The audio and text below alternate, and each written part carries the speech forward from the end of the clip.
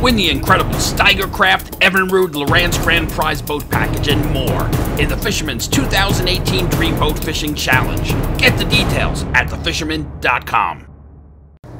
You know, I get goosebumps every time I hear Kate Smith's rendition of God Bless America. But I gotta tell you, when her voice is rattling around in my head in the December surf, it's not a good sign.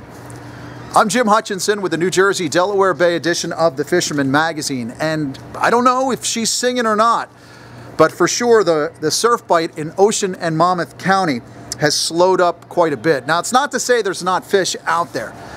There are a few fish, but we're getting fewer reports. If it gets colder, you get fewer people going out and producing reports, which means less chasing reports, and the trail gets cold. Of course, in December's past, we've often had a good shot at herring in close, and sometimes there are some big stripers on those big herring. But for right now, it's been mostly scaling down with the tackle, the tins and teasers. Before first light, a little bit after, is where some folks have been talking about catching some of those short stripers. Of course, don't forget the teaser. Very, very important. That's Monmouth and Ocean County, down in Atlantic and Cape May County. Still getting some reports from folks who are fishing for stripers in the back. They're working those sod banks, the sedges, along the bridge structure, especially a little closer to the inlet. Chris Madison has been telling me he's been getting on some fish on a regular basis in the back behind Atlantic City, throwing specifically some of those plastics. Of course, the boats off of Cape May County, fishing a little bit closer to the line, they're still scoring.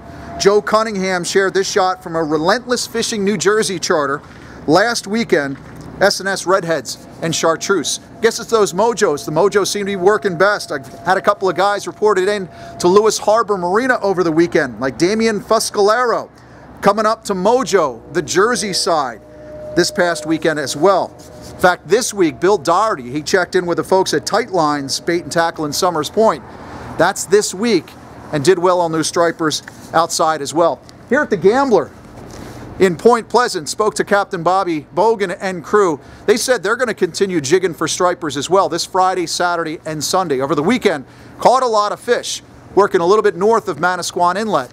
Just not enough keepers. And I did mention herring before. We spoke to Captain Pete Sykes of Parker Pete Sport Fishing over the weekend, on Monday actually, for the reports, and he said he got into a few herring, herring that were the stripers were on herring outside of Belmar, outside of Shark River Inlet. So again, that's kind of good news, that maybe there are a few more fish to the north, and maybe when those herring arrive, maybe some of those stripers will come farther inside.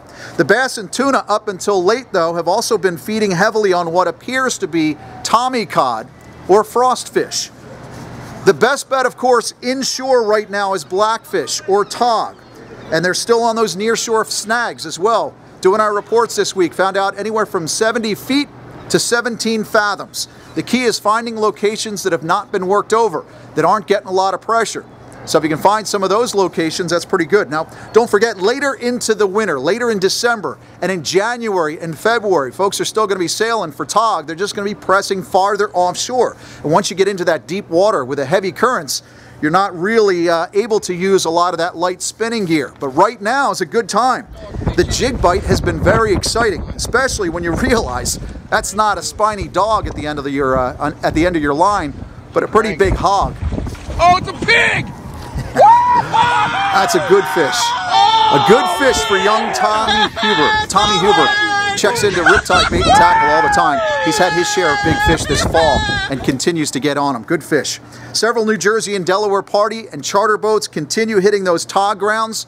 If you want to find a boat, check out our December edition of the Fisherman magazine. Of course, you can also check out the Tuesday email reports for more information. Just go over to thefisherman.com.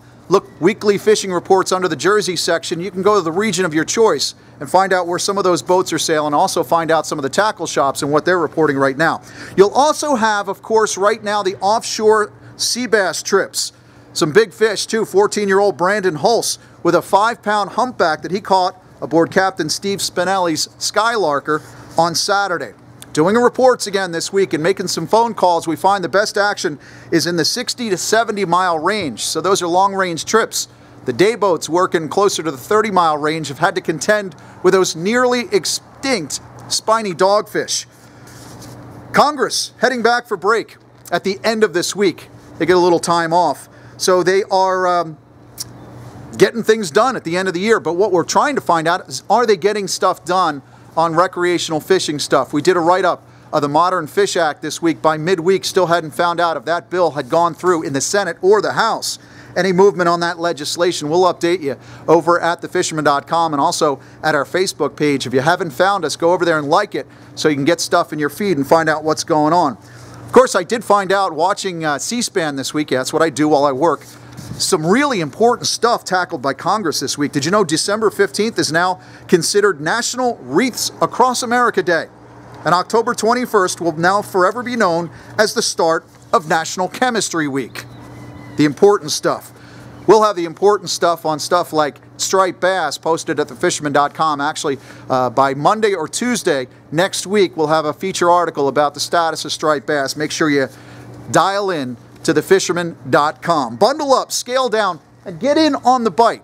Whether you're jigging stripers or heading out to the offshore sea bass grounds or taking advantage of that best bet right now, the inshore tog, catch them up. And we'll see you again next week at thefisherman.com.